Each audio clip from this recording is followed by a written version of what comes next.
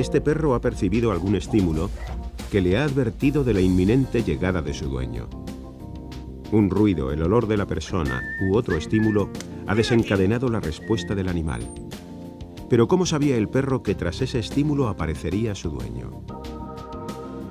La respuesta que da la psicología la encontramos en el mecanismo de la asociación. El perro ha asociado el ruido con la aparición de su amo. El aprendizaje se puede definir como un cambio inferido en el estado mental de un organismo como consecuencia de la experiencia. Este cambio influye en su conducta y le permite adaptarse a un entorno cambiante. El fisiólogo ruso Iván Pavlov fue el primer investigador que estudió el proceso de aprendizaje en el laboratorio. Pavlov dedicó gran parte de su vida al estudio de lo que denominó las relaciones nerviosas temporales o reflejos condicionados. En uno de sus últimos trabajos, El reflejo condicionado, publicado en 1934, Pavlov presenta un resumen del conjunto de conocimientos logrados en más de 30 años de trabajo experimental. La relación nerviosa temporal es un fenómeno fisiológico universal en el mundo animal y en la vida humana. Es, al mismo tiempo, un fenómeno psíquico, llamado por los psicólogos una asociación. Pavlov desarrolló su trabajo empírico con una metodología propia que le permitió cuantificar las reacciones del animal. En sus experimentos utilizaba perros a los que había practicado una pequeña incisión en la mejilla. Esta operación dejaba al descubierto un conducto salivar, de manera que le permitía recoger la saliva segregada por los animales. Cuando se introducía un trozo de carne en la boca del perro, éste empezaba a salivar inmediatamente. Se trata de un reflejo innato. Esta activación se transmite hasta la base del cerebro a través de las vías nerviosas aferentes. Después, la activación se dirige a las glándulas salivares y al neocórtex. Una vez se activan las glándulas salivares, se produce la respuesta de salivación. Para estudiar la capacidad de aprendizaje, Pavlov presentaba a sus animales un estímulo neutro que no provocaba la respuesta de salivación. Por ejemplo, la luz de la bombilla. Según Pavlov, cuando la luz incidía en las células receptoras de los ojos, éstas se activaban y transmitían la activación a un centro neurológico del neocórtex. Sin embargo, como no existe ninguna conexión nerviosa entre este centro y las glándulas salivares, no se produce la respuesta de salivación. Con la presentación repetida de la luz seguida de la comida, se observa que el perro empieza a salivar en el momento en que se enciende la bombilla y antes de que aparezca la comida. Pavlov explicó este cambio en el comportamiento del animal ante la luz, asumiendo que se había formado una nueva conexión nerviosa que unía los centros del neocórtex activados por la luz y la comida. De esta manera, la percepción de la luz activaría su centro nervioso correspondiente y la excitación viajaría por la nueva vía nerviosa hasta el centro activado por la comida. Este, a su vez, enviaría la excitación hacia la base del cerebro y finalmente llegaría a las glándulas salivares, desencadenándose la respuesta condicionada. Para Pavlov se trataba de una respuesta refleja aprendida. Una vez formada la conexión entre los centros neurológicos correspondientes a la luz y a la comida, cada presentación de la luz desencadenaría la respuesta de salivación. Pavlov llegó a la conclusión de que para que se llegase a formar esta conexión nerviosa, el estímulo condicionado, la luz, y el estímulo incondicionado, la comida, debían presentarse contiguos en el tiempo. La condición fundamental para que se produzca un reflejo condicionado es la coincidencia en el tiempo, una o varias veces consecutivas, de una excitación neutra con un estímulo incondicionado. A finales de los años 60, una serie de datos experimentales aportados por el psicólogo norteamericano Robert Rescorla cuestionaron la interpretación pavloviana del comportamiento como proceso reflejo.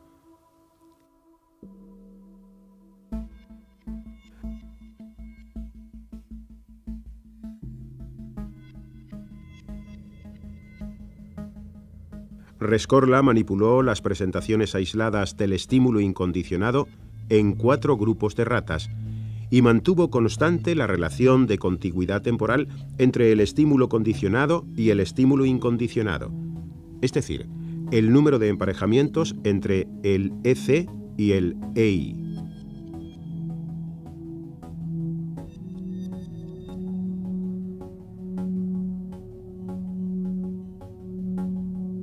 Cada sesión de condicionamiento duraba 60 minutos y se presentaban tonos de 2 minutos de duración como estímulos condicionados. Para todos los sujetos, la probabilidad de que una descarga eléctrica coincidiese con el tono era de 0,4. De cada 10 presentaciones del tono, en 4 de ellas aparecía el EI. Lo que cambiaba de un grupo a otro era la probabilidad de la descarga en los periodos en los que no se presentaba el tono. Para el grupo 1, nunca se presentaba el EI en ausencia del tono.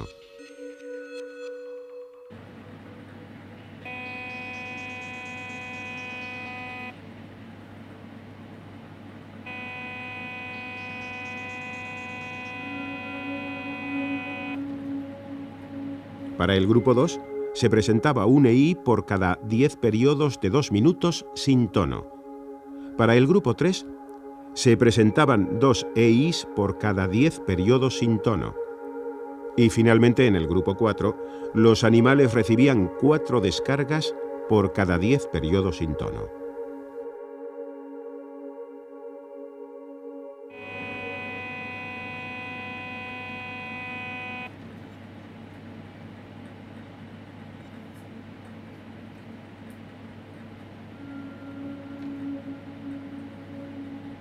Lo que aprenden los organismos durante el condicionamiento es la relación que se establece entre el EC y el EI. Esta relación se conoce con el nombre de contingencia y se define como la diferencia entre la probabilidad de que el EI se presente asociado al EC menos la probabilidad de que el EI se presente en ausencia del EC. El concepto de contingencia permite cuantificar la eficacia con la que el EC permite predecir o anticipar el EI. Rescorla puso a prueba la hipótesis de que el resultado del condicionamiento debería explicarse en función de la relación de contingencia EC-EI. Pavlov lo hubiera hecho basándose solo en el número absoluto de emparejamientos contiguos EC-EI. De acuerdo con Rescorla, manteniendo constante la probabilidad del EI en presencia del EC, el nivel de condicionamiento disminuirá a medida que aumente la probabilidad de presentar el EI en ausencia del EC. Utilizó ratas como sujetos experimentales y realizó el experimento en una caja de Skinner con el paradigma de la respuesta emocional condicionada. Este procedimiento permite condicionar experimentalmente el miedo y cuantificar de forma indirecta esta respuesta emocional. Antes del experimento, todos los sujetos recibieron varias sesiones de entrenamiento en un programa de reforzamiento de intervalo variable, hasta conseguir en los 4 grupos una tasa de respuesta operante alta y estable.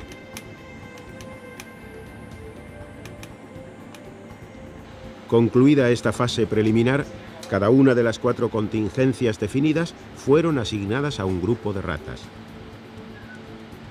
Rescorla calculó en qué medida la presencia del EC interfería con la respuesta operante en curso. Si el tono anticipa la descarga, su presencia producirá en la rata miedo condicionado, lo que paralizará en alguna medida la respuesta operante. El grado de supresión de la respuesta operante que produce la aparición del EC constituye la medida del condicionamiento del miedo. Para cuantificarlo, se utiliza como línea de base el periodo anterior al EC.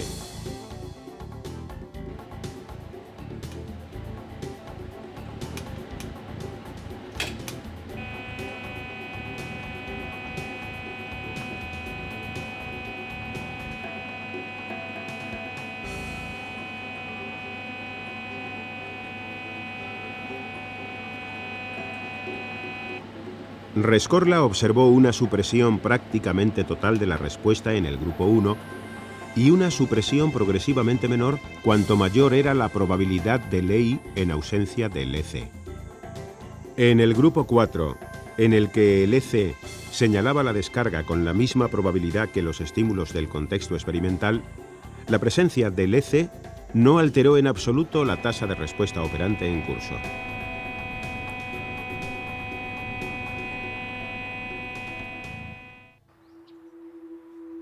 Rescorla sometió a control experimental situaciones formalmente semejantes a las que nos enfrentamos en nuestro entorno natural. Sistematizó en el concepto de contingencia la forma en que el organismo discrimina e integra de forma adaptativa estas relaciones. Este mecanismo del aprendizaje asociativo capacita al organismo para diferenciar relaciones entre eventos fortuitas o aleatorias de las predictivas, lo que le permitirá anticipar eficazmente los acontecimientos de su entorno. Cuando un EC predice con la misma probabilidad que los estímulos del contexto un EI determinado, el EC no posee valor informativo y no ejerce función de señal.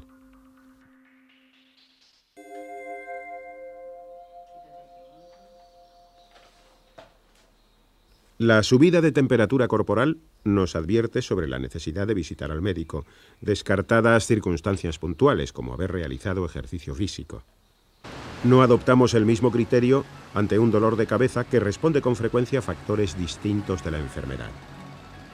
El valor de señal de un estímulo en relación a otro es el resultado de comparar la probabilidad con que el primero permite anticipar el segundo, con la probabilidad de que el segundo sea señalado por otros estímulos. Sin embargo, con frecuencia, los estímulos que ejercen una función de señal no son simples. Generalmente agrupan dos o más elementos. El trabajo experimental de Kamin cuestionó la teoría de la contingencia como marco teórico explicativo de los fenómenos del condicionamiento con estímulos condicionados compuestos. El descubrimiento empírico de Kamin, el fenómeno conocido como bloqueo, produjo un enorme impacto sobre la comunidad científica.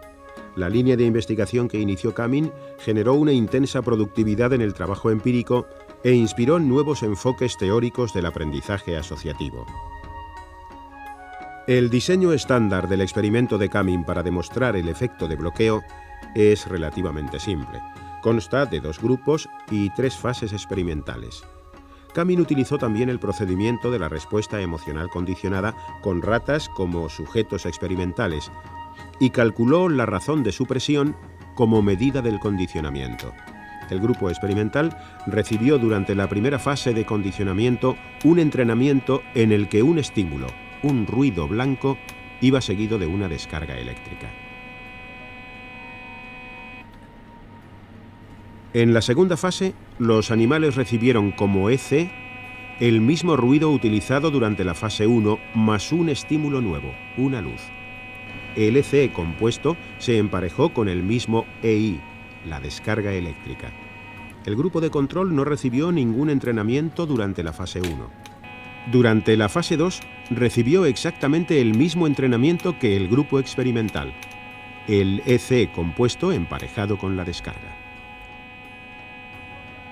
Finalmente se presentó a los 2 grupos una fase de prueba en la que el estímulo luz del compuesto se presentaba cada cierto tiempo para evaluar su capacidad para suprimir la respuesta instrumental. Kamin encontró que las ratas del grupo experimental no habían aprendido la relación entre la luz y la descarga, mientras que los animales del grupo de control sí habían aprendido esta relación. El fenómeno del bloqueo planteaba un nuevo reto al principio de contigüidad temporal. En ambos grupos, el número de emparejamientos entre la luz y la descarga fue el mismo, y por lo tanto se esperaría el mismo nivel de condicionamiento. Además, el bloqueo supone también un reto para la teoría de la contingencia, puesto que la relación de contingencia entre la luz y la descarga es la misma en los 2 grupos. La explicación de Kamin al fenómeno del bloqueo consistió en asumir que para producirse el aprendizaje era necesario que el EI sorprendiera a los sujetos. Cuando aparece un EI no esperado en la situación experimental, se produce la asociación entre este EI y los ECs presentes en el momento de su aparición. Para el grupo experimental, cuando en la segunda fase se presenta el compuesto ruido-luz, el ruido ya predice al EI, la descarga es esperada y esto impide que la luz se asocie con ella.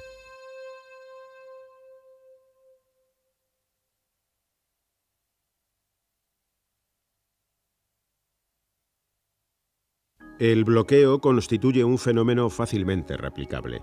El propio Kamin realizó múltiples réplicas de sus experimentos. El efecto de bloqueo ha sido demostrado en distintas especies animales con distintos procedimientos experimentales. Veamos un ejemplo en el condicionamiento apetitivo. El bloqueo del automoldeamiento en palomas deprivadas de alimento.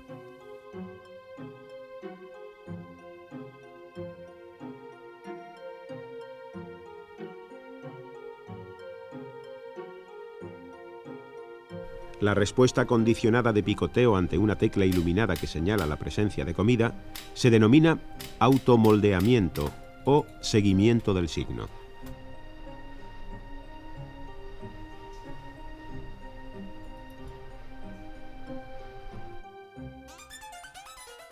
Ciertas conductas humanas presentan un claro paralelismo con este tipo de respuesta condicionada. Su función es seguir la pista de los estímulos que suministran información sobre la llegada de hechos importantes.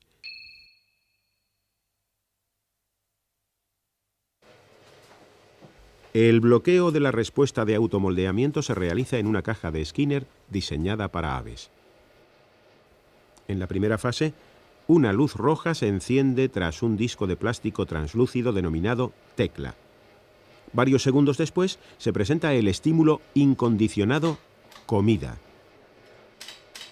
Después de un número suficiente de emparejamientos, la paloma picotea la tecla cada vez que se ilumina en rojo, señalando la aparición de la comida. En la segunda fase del entrenamiento, una tecla se ilumina en color verde al mismo tiempo que la tecla roja.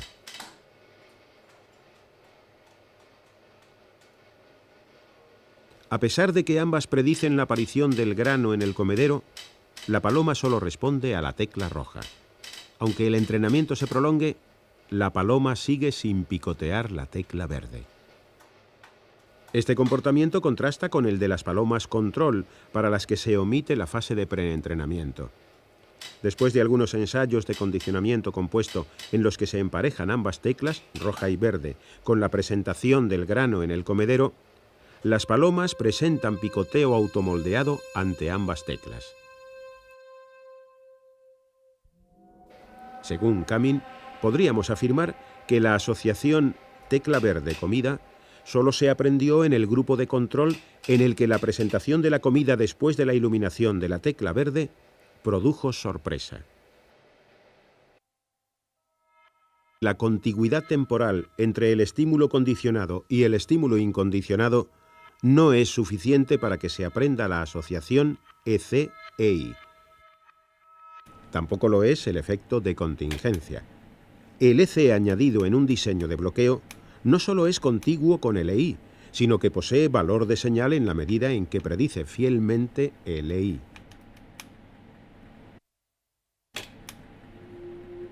Kamin demostró que para que se produzca aprendizaje es necesario, además, que la consecuencia que anticipa el EC produzca sorpresa en el sujeto. Esta condición no se cumple cuando en el experimento de bloqueo de automoldeamiento la tecla verde aparece junto con un estímulo que ya predice por sí mismo el estímulo incondicionado. La asociación EC-EI no se procesa como un hecho aislado. Por el contrario, el sujeto incorpora a su experiencia aprendizajes previos almacenados en su memoria en el pasado y canaliza su atención en el presente de forma adaptativa, procesando de forma selectiva solo aquellos estímulos condicionados con valor informativo.